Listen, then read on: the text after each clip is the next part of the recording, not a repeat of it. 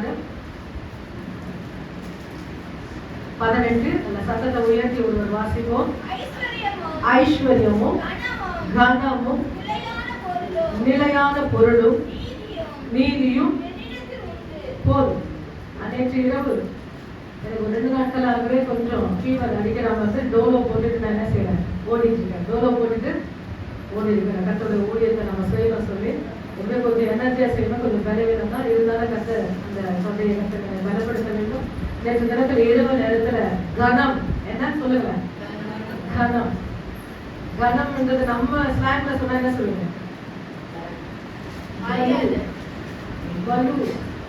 கனம்னா ரொம்ப தூக்கம் இல்லாம ரொம்ப வலுவா ரொம்ப வெயிட்டா இருக்கு சொல்லுவாங்க. ஆனர் இங்கிலீஷ்ல என்னது, கனம் என்றால் ஆனர். ஆனர் என்றால் மரியாதை. ஆமென். நான் சொல்லுவது தூக்குகிற பலுவை நான் சொல்லவில்லை. என் ஆண்டவரத்திலிருந்து வருகிற ஆனர், அந்த பலு, அந்த என்ன சொல்றது, ஒரு மரியாதை. ஒரு அப்போ வந்து பைக் ஓட்டிட்டே போறீங்க, உலக பிரகாரமா சொல்றேன், வண்டி ஓட்டிட்டே போறீங்க, ஒருத்தங்க எடுத்து வணக்கம் சார் என்ன சொல்றாரு, நம்ம என்ன பார்த்து என்ன சொல்றாங்க, வணக்கம் சொல்றாங்க. இப்போ ராயபுரத்துல ஒரு மனிதர் என்ன பண்ற, வாழ்க வளமுடன் என்ன சொல்வாரு, அவர் உலகத்தார், அவர் தான் சொல்வாரு எல்லாமே நல்லா இருக்கும். பார்த்த ஒரு மாதத்தை காசை கொடுக்க போறீங்க, ஒரு சல்யூட்.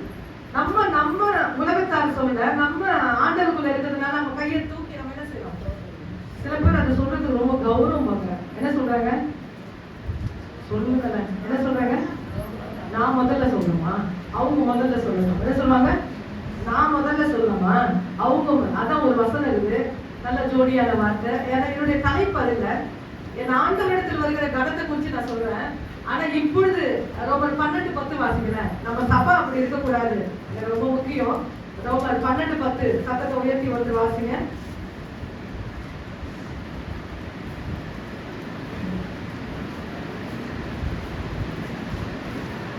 லேட், ரொம்ப லேட் ஆகும்.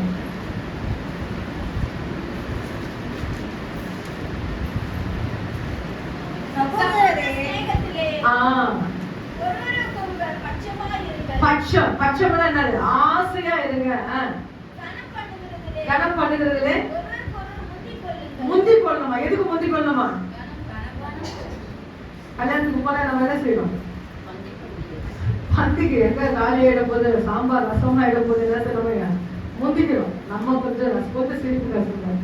ஆனா இந்த இடத்துல கனம் பண்ணுறதுல என்ன செய்யணும், அவங்க ஃபர்ஸ்ட் சொல்றாங்களே இல்லையோ, நீங்க என்ன செய்யணுமா. இது யார் சொல்றா, இல்ல பவுல்.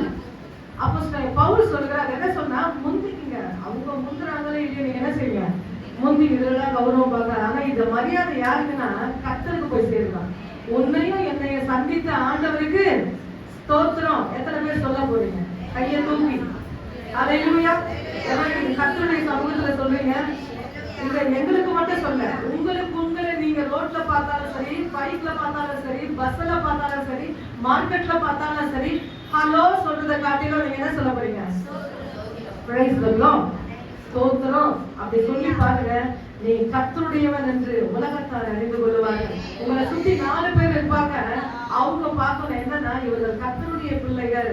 அதான் மல்லியால ஒரு வசனம் இருக்கு, கர்த்தருடைய பிள்ளைகள் ஒருவரோடு ஒருவர் பேசிக் கொள்வார்கள், கர்த்தர் அதை கவனித்து கேட்பார். அப்ப நமக்கு எல்லாருக்கும் ஒரு பேர் இருக்கு, என்ன பேர் சொல்லுங்க, இப்பதான் சொல்றேன், மல்லியால கர்த்தருடைய பிள்ளைகள். உங்களுக்கு எனக்கு என்ன பேரு, கர்த்தருடைய வசனம் இருக்குங்க. மல்லியால வீட்டுல போய் வாசித்து பாருங்க, 4ஆம் அதிகாரம் 3ஆம் அதிகாரத்துல கர்த்தருடைய பிள்ளைகள் ஒருவரோடு ஒருவர் பேசிக் கொள்வார்கள், கர்த்தர் அதை கவனித்து. அப்ப நீங்களும் நானும் யாரு, அப்ப நீங்க ஒருவரை பார்க்கும்போது நீங்க என்ன சொல்லணும், ஸ்தோத்திரம் சொல்லணும். அவங்க சொல்றதுக்கு முன்னாடி நீங்க என்ன செய்யணும், ஃபர்ஸ்ட் உடைய என்னது, எதுல எல்லாத்துலயும் நம்ம ஃபர்ஸ்டா இருக்கணும்ல. அது ஸ்கூலா இருந்தாலும் ஒரு வேலையா இருந்தாலும் நம்மளுடைய திறமை தனியா நம்ம காட்டணும்ல. அந்த தனியா காட்டுறத ஃபர்ஸ்ட்ல காட்டுங்க, கத்துக்கோங்க. ஆமென். நான் சொல்றது புரியுதா? ஆமென். என்னுடைய தலைப்பு வந்து கனம், ஆனர். இப்போ இந்த கனம் யாருகிட்ட இருக்குன்னா ஆண்டவர்கிட்ட இருக்கு. இந்த கனத்தை நான் எப்படி எடுத்துக்கொள்வது, இந்த கனத்தை நான் எப்படி வாங்குவது. இந்த இன்னைக்கு அம்மா அப்பா கிட்ட நம்ம போய் ரேங்க் கார்டு கொடுக்குறோம், சைன் வாங்குறோம். அவங்க எந்த நேரத்துல டென்ஷன் இல்லாம இருக்காங்களோ அந்த நேரத்துல போய் எப்படி கொடுப்பீங்க ரேங்க் கார்டை? கோபமா இருக்கும்போது கொடுப்பீங்களா? கொடுப்பீங்களா? ஏன் என்ன விடும் நமக்கு திட்டு விடும், அடி விடும். கொஞ்சம் தோல் முடிஞ்சா நமக்கு என்ன வரும்? மூஞ்சால காட்டுவாங்க, நம்மளால பார்க்க முடியாதுல்ல. அதனால ரொம்ப நல்லா ரொம்ப மகிழ்ச்சியா இருக்க நேரத்துல போய் நம்ம என்ன செய்வோம்? அதை காட்டி நம்ம சைன் பண்ணுவோம்ல. ஆனா என் ஆண்டவர்கிட்ட சில பேர் பாத்தீங்கன்னா அவங்களே போட்டுவாங்களா, என்ன சொல்லுவாங்களா, அவங்களே போட்டு இப்படி அந்த மாதிரி ஆயிடுச்சு. அவங்களே போட்டு என்ன செய்ய, அவங்க சைன் மாதிரி பழக்கம் பண்ணி இப்ப செக்ல கூட அது மாதிரி என்ன செய்யறாங்க, போடுறாங்க. ஆனா நமக்கு அது தேவையில்லை. உண்மை உள்ளவன் பரிபூர்ண ஆசீர்வாதங்களை பெறுவாங்க. எல்லா காரியத்துல உண்மையா இருங்க, கர்த்தர் உங்களை ஆசீர்வதிப்பார். இப்போ என் ஆண்டவர்கிட்ட ஹானர் இருக்கு, கனம் இருக்கு. இந்த கனத்தை நான் எப்படி வாங்கி கொள்வது? வாசிங்க 1 சாமுவேல் 2ஆம் அதிகாரம். சத்தத்தை உயர்த்தி வாயை திறந்து வாசிங்க. 1 சாமுவேல் 2ஆம் அதிகாரம் 30ஆம் வசனம். நசிக்கையில நமக்கு திருவிருந்து ஆராதனை இருக்கு. 1 சாமுவேல் 2ஆம் அதிகாரம் 30ஆம் வசனம். ஆகையால் இஸ்ரவேலின் தேவனாகிய கர்த்தர் சொல்கிறதாவது. யார் சொல்றா? கர்த்தர் சொல்றாரு. வாசிங்க. வீட்டாரும் உன் பிதாவின் வீட்டாரும் என்றென்றைக்கும் என் சந்ததியில் நடந்து கொள்வார்கள் என்று நான் நிச்சயமாக சொல்லி இருந்தோம். அந்த இடத்துல அவர் சொல்லிட்டார். அவங்க மட்டும் சந்ததி, சந்ததினா புரியுதுங்களா? உங்க பிள்ளைங்க, உங்க பேத்திங்க, உங்க பூட்டா, யாரு யாரு எல்லாமே தான். ஆமே. உங்க சந்ததியிலிருந்து என்னுடைய சந்நிதியில் அவர்கள் நடந்து கொள்ளுவார்கள் என்று நான் நிச்சயமாய் சொல்லியிருந்தோம். இப்ப வாசிங்க. இது அது எனக்கு தூரமா இருப்பதாக கனம் பண்ணுகிறவர்களை நான் கனம் பண்ணுவேன், என்னை அசட்டை பண்ணுகிறவர்களை வாசிங்க. கனவீனப்படுவார்கள் என்று கர்த்தர் சொல்கிறார். ஆமென். அல்லேலூயா. இந்த இடத்துல சொல்லுகிற வார்த்தை என்னவென்றால், என்னை கனம் பண்ணுகிறவர்களை நான் கனம் பண்ணுவேன். வாயை திறந்து சொல்லுங்களேன். இது யார் சொல்றா? கர்த்தர் சொல்லுகிறார். என்னை கனம் பண்ணுகிறவர்களை நான் என்ன செய்வேன்? கனம் பண்ணுவேன். இன்னைக்கு ஆண்டவர் சமூகத்துல ஒரு காரியத்தை நீங்க விதைச்சிட்டு இருக்கீங்க. இதுக்கு ஆண்டவர் கைமாறு கொடுக்காம இருக்க போறதில்லை. என் ஆண்டவர் நான் இன்னைக்கு மட்டும் ஜெபிக்கிறது இல்லை, தலைமை சபையில ஜெபிக்கிறேன். இங்க ஜபங்கள் எப்பெல்லாம் கூடுறாங்களோ அப்பெல்லாம் உங்க எல்லாருக்கும் நான் ஜெபிக்கிறேன். கர்த்தர் அறிஞ்சிருக்கிறேன். ஏதோ ஞாயிற்றுக்கிழமை வந்தீங்க போனீங்க அந்த நிலை இல்லை. எப்பொழுதுமே அந்த ஆண்டவருக்கு நாங்கள் தெரியப்படுத்தி இருக்கிறோம். ஆமென். அல்லேலூயா. இந்த இடத்துல என்னை கனம் பண்ணுகிறவரை நான் கனம் பண்ணுவேன். கீழ் வசனம் சொல்லுகிறது, என்னை அசட்டை பண்ணவர்கள் கனஈனப்படுவார்கள். கனஈன அது ரொம்ப வேதனையான வார்த்தை. ஆண்டவரை யாரும் அசட்டையா நினைக்காதீங்க.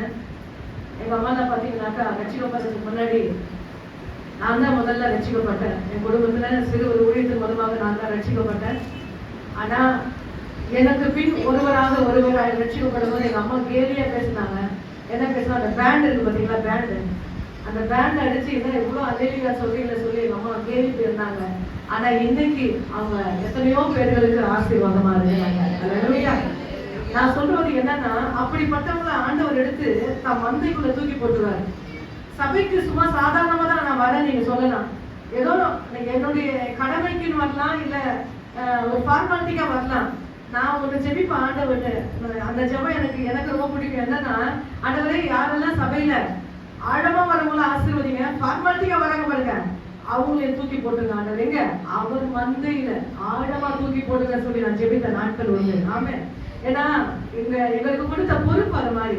அதனால ஃபார்மாலிட்டிக்கு எப்படி வர்றாங்க, ஆழமா யார் வர்றாங்க சொல்லி அல்லேலூயா கர்த்தர் எங்களுக்கு தெரியப்படுத்த அவர் வல்லமை உள்ள தெய்வனாக இருக்கிறார். ஆமே. யார் ஃபார்மாலிட்டி வந்தாலும் ஆண்டவரை உங்களை கூண்டுல போட்டு ஆழமா நிறுத்துங்க சொல்லி ஆண்டவருக்கு ஜெபித்த காரியங்கள் வந்து. ஆமே. இந்த இடத்துல என்னை கனம் பண்ணுகிறவரை நான் கனம் பண்ணுவேன், என்னை அசட்டை பண்ணுகிறவர்கள் கனஈனப்படுவார்கள். இப்பொழுது நான் வாசிக்க போகிறோம். ஏசாயா புத்தகம் 43ஆம் அதிகாரம் 4ஆம் வசனம் வாசிப்போம். சத்தத்தை உயர்த்தி வாசிங்க. இன்னும் ஒரு 4 வசனம் தான். நீ என் பார்வைக்கு அருமையானபடியால் கனம் பெற்றாய், நானும் உன்னை சிநேகித்தேன். ஆதலால் உனக்கு பதிலாக மனுஷர்களையும் உன் ஜீவனுக்கு ஈடாக ஜனங்களையும் கொடுப்பேன். இது ஒரு ஊழியர்களுக்கு சொல்லுகிற ஒரு வார்த்தை. என் பார்வைக்கு நீ அருமையானபடியால் கனம் பெற்றாய், அதனால நான் உனக்கு என்ன கைமாறு கொடுக்க போறேன்னா, உன் ஜீவனுக்கு ஈடான ஆத்துமாக்களை கொடுப்பேன். அப்போ நீங்களும் கனம் பண்ணணும், நாங்களும் ஆண்டவர் பார்வையில் எப்படி இருக்கணும், ஆண்டவர் பார்வை நாங்க எப்படி இருக்கணும், கனம் பெற்றவளா இருக்கணும். ஆண்டவர் போக்கஸ் பண்ணும் போது இன்னைக்கு நிறைய ஊழியர்கள் உண்மையாக இல்லை. இவங்க உண்மையா இல்ல அது இல்லைன்னு சொல்லி இங்க நான் சொல்ல வரல. எல்லாமே அவர் பார்வைக்கு எப்படி இருக்கிறது? வெளிச்சமா இருக்கிறது. எல்லாமே அவர் பார்வைக்கு எப்படி இருக்கிறது? வெளியரங்கமா இருக்கிறது. நீங்க நாங்க சரி நான் சொல்ல வரல. இன்னைக்கு ஆண்டவர் சமூகத்துல அது ஊழியரா இருந்தாலும் சரி, அது விசுவாசிகளா இருந்தாலும் சரி, என் ஆண்டவர் போக்கஸ் பண்ணி ஜூம் பண்ணி அந்த படத்தை பெருசாக்கும் போது எப்படி இருக்கணும்? அவருக்கு பிரியமா இருக்கணும். என் பார்வைக்கு அருமையானபடி நானே கணம் பெற்றாய், அதனால உனக்கு நான் என்ன கொடுக்க போறேன்னா உன் ஜீவனுக்கு ஈடான ஆத்துமாக்களை கொடுப்பேன். கையை தட்டி ஆதரவு நான் சொல்லுவோம். இது ஊழியர்களுக்கு சொல்லுகிற வார்த்தை. என் பார்வைக்கு அருமையானபடினால் உனக்கு நான் ஆர்டர் கொடுக்கிற கணம் கொடுக்கிறேன்.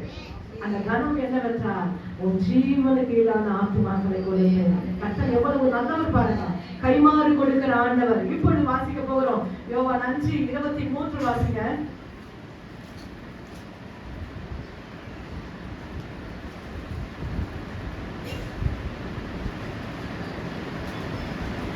குமாரனை கனம் பண்ணாதவர். குமாரனை யார் சொல்லுங்க? வாயை திறந்து என்ன பார்த்து சொல்லுங்க. இயேசு கிறிஸ்து. இயேசு சொல்லாதீங்க, நல்லதுதான். ஆனா ஃபுல்லா சொன்னீங்கன்னாக்கா அது எல்லாம் சொல்லுவாங்க. உங்க ஃபுல் நேம் என்ன சொல்லுவாங்க? என்ன சொல்லுவாங்க? உங்க ஃபுல் நேம் சொன்னா நீங்க என்ன சொல்லுவீங்க? ஃபுல்லா சொல்லுவீங்க. இல்ல ஷார்ட்டா சொல்லாதீங்க. அவருடைய ஃபுல் நேம் இயேசு கிறிஸ்து. குமாரனை கனம் பண்ணாதவன். வாசிங்க. அவரை அனுப்பின பிதாவையோ கனம் பண்ணாதவனாய் இருக்கிறான். ஆமென். அந்த சிலுவையை கனம் பண்ணாதவன், சிலுவையிலே எனக்காக ஆண்டவர் மரித்தார் என்று சொல்லாதவன், அவரை அனுப்பின பிதாவை என்ன செய்யறாங்க? கனம் பண்ணல. நிச்சயமாக நான் சொல்லுவேன், எப்பவுமே சிலுவதியான கூட்டங்கள் 40 நாட்கள்ல எனக்கு ஒரு 10 நாட்களோ 5 நாட்களோ சிலுவதியான கூட்டங்கள் செய்தி பகிர்ந்து கொள்ளும் போது நான் ஒரு சொல்லுவேன், சிலுவைக்கு முன்னாடி வந்தா ஒருத்தர் என்ன செய்யணும்? எஸ் சொல்லணும், இல்ல என்ன சொல்லணும்? நோ சொல்லணும். எஸ் சொல்றவனுக்கு என்ன சொந்தம்? பரலோகம் சொந்தம். நோ சொல்றவனுக்கு என்ன சொந்தம்? நரகம் சொந்தம். ஆமே. நான் சொல்றதுக்கு வசனம் சொல்லுவேன். அதனால எஸ் சொல்லிட்டு சல்யூட் போட்டு ஆண்டவரை கூப்பிட்டு போங்க. கர்த்தர் உங்களை ஆசீர்வதிக்கிறவராக இருக்கிறார். ஹல்லேலூயா. அடுத்ததாக வாசிக்க போகிறோம். லூக்கா 10:16 வாசிங்க.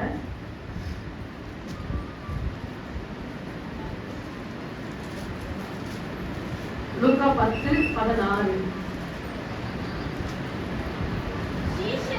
சீஷரை நோக்கி உங்களுக்கு செவி கொடுக்கிறவன் எனக்கு செவி கொடுக்கிறான்.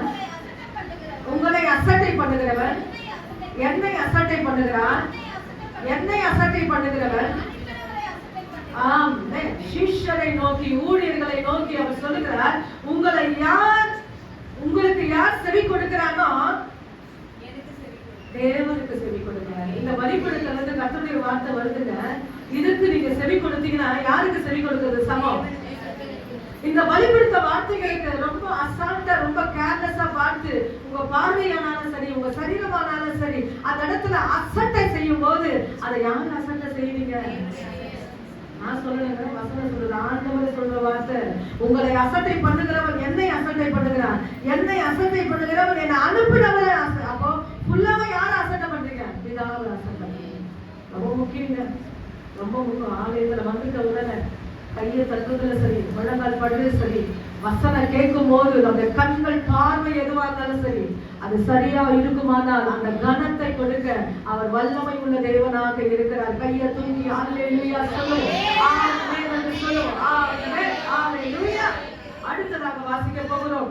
மத்தேயு எழுதின சுவிசேஷம் 15ஆம் அதிகாரம் 8ஆம் வசனம் வாசிப்போம். நல்ல சத்தமாக வாசிங்க. 15ஆம் அதிகாரம் 8ஆம் வசனம். இந்த ஜனங்கள் தங்கள் வாயினால் என்னிடத்தில் சேர்ந்து தங்கள் உதடுகளினால் என்னை கனம் பண்ணுகிறார்கள். இருதயமோ எனக்கு தூரமாய் விலகி இருக்கிறது. ஹல்லேலூயா. ஆண்டவர் சொல்றாருங்க, என்ன சொல்றாருன்னா, இந்த பந்தியை நம்ம அனுசரிக்க போகிறோம், அவருடைய ரத்தத்தை சரீரத்தை மானம் பண்ண போகிறோம். அவர் சொல்லுற துக்கமான வார்த்தை, இயேசு கிறிஸ்து சொன்ன துக்கமான வார்த்தை என்ன துக்கம் சொல்லுங்க? வாயை திறந்து ஸ்தோத்திரம் பண்றாங்கன்னா, ஆனா இறுதி எங்க இருக்கான்? வீட்டுல இருக்கு. இறுதி எங்க இருக்கான்? புள்ள மேல இருக்குது. இறுதி எங்க இருக்கான்? வியாபாரம் மேல இருக்குது. இறுதி எங்க இருக்கான்? வருமானத்து மேல இருக்கு. அப்ப ஆண்டவர் சொல்றாரு, அவங்க முதல்ல மாற்ற ஸ்தோத்திரம் பண்ணது, அவங்க இறுதி எங்க இருக்கு? வெளியே இருக்கு. இந்த ஆராதனை ஆண்டவர் விரும்புவாரா? நான் எப்பவுமே சொல்லுவேன், தலைமை சபையில நீங்க உட்கார்ந்து இருக்க அந்த 2 மணி நேரம் உங்களை நீங்களே வேஸ்ட் பண்ணாதீங்க சொல்லுவேன். என்ன சொல்லுவேன்? நீங்க உட்கார்ந்து இருக்கிற 2 மணி நேரமும் 1 மணி நேரம் உங்களை நீங்க வருத்திக்காதீங்க, வேஸ்ட் பண்ணாதீங்க. அது ஆண்டவர் பாதையில விலையேற பெற்றதா இருக்கும். ரொம்ப முக்கியம். நம்ம உட்கார்ந்துக்கிற 2 மணி நேரம் இருந்தாலும் சரி, 1 மணி நேரமா இருந்தாலும் சரி, அது ஆண்டவர் பார்வையில விலையேற பெற்றதா இருக்கணும். இந்த இடத்துல ஆண்டவர் துக்கமாய் சொல்லுகிறார், உதடு மட்டும் அசைகிறதா, ஸ்தோத்திர ஸ்தோத்திர சொல்லுதான். அவங்க இறுதி எங்க இருக்கா? அதான் ஒரு பாட்டுல 4 ஸ்டான்ஸ் இருக்குங்க. நல்லா கவனமா கேளுங்க. ஒரு பாட்டுல 4 கவி இருக்கும். அந்த 4 கவியை நான் எத்தனை கவியா பாடுவேன்? 8 கவியா பாடுவேன். எப்படி சொல்லுங்க? என்ன கேக்குறீங்களா?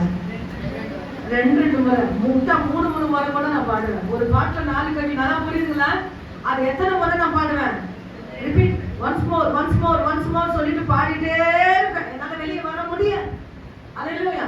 அதனால பாட்டுல எப்படி போயிடுங்க, ஆழமா போய் அங்க தேவ சமூகத்துல சேட் போட்டு உட்கார்ந்து ஆண்டவர் என்ன செய்யுங்க, அள்ளி அணைச்சு பாடுங்க. அல்லேலூயா. அதனால உகந்த ஆராதனை, அவருக்கு பிரியமுள்ள ஆராதனை. எல்லாரும் செய்யற மாதிரி செய்யாதீங்க. உங்க டேஸ்ட், உங்க டிஃபரெண்ட் வித்தியாசமா இருக்கணும். அது செவ்வாய்க்கிழமை வார்த்தை வாங்குகிற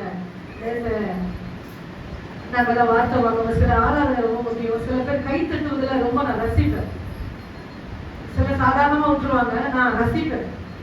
அவங்க கை தட்டுற ஸ்டைல், அவங்க உட்கார்ற ஸ்டைல் எப்படின்னா, ஆண்டவர் சமூகத்துல அவங்க செய்யற காரியத்தை நான் ரசிப்பேன். அப்போ அந்த இடத்துல ஒரு சகோதரர் என்ன பண்ணிட்டாரு, நேர்மணங்கள் பண்ணிட்டு கொஞ்சம் அபிஷேகத்துல கையை என்ன செஞ்சிட்டாருன்னா அப்படியே பறக்கிற மாதிரி பண்ணாரு. என்ன பண்ணாரு? கொஞ்சம் சொல்லுங்க, பறக்கிற மாதிரி பண்ணாரு. அது ஒரு 3 வயசு குழந்தை வந்து எதை பாக்குதுன்னா, அந்த பறக்கிறத பாக்குது. என்ன பாக்குது? நிஜம், ரியல். நான் சொல்றது நான் பார்த்த சமூகத்தை சொல்றேன். அவங்க அந்த பக்கத்துல இருக்க அந்த குழந்தை முட்டி போட்டுட்டு அதுவும் பறக்குது. என்ன பண்ணுது? பறக்குதுங்க. தாயும் பார்த்து அதுக்கு ரொம்ப, தாய்க்கு ரொம்ப குசி ஆயிடுச்சு. தான் உள்ள பறக்குது. எப்படி பறக்குது? அவர் ஆவியில பறக்கிறாரு, கண்ணை திறந்து அவர் பறக்கிற மாதிரி பறக்குது. இதுல தொத்து வியாதிங்க. இந்த தொத்து வியாதி நமக்கு வேணும். நீங்க ஹாஸ்பிட்டல்ல போய் சில பேர் சொல்லுவாங்க, தொத்து வியாதி சபையில இந்த தொத்து வியாதி வேணும். குழந்தை பறக்குது. பாரு, சொன்னேன் என்ன, அவரை பார்த்து என் உள்ள பறக்குது. அப்படிதான் இருக்கணும். அந்த தீ ஒருத்தருக்குள்ள வந்துச்சுன்னா அது பக்கத்துல பச்சை கட்டையா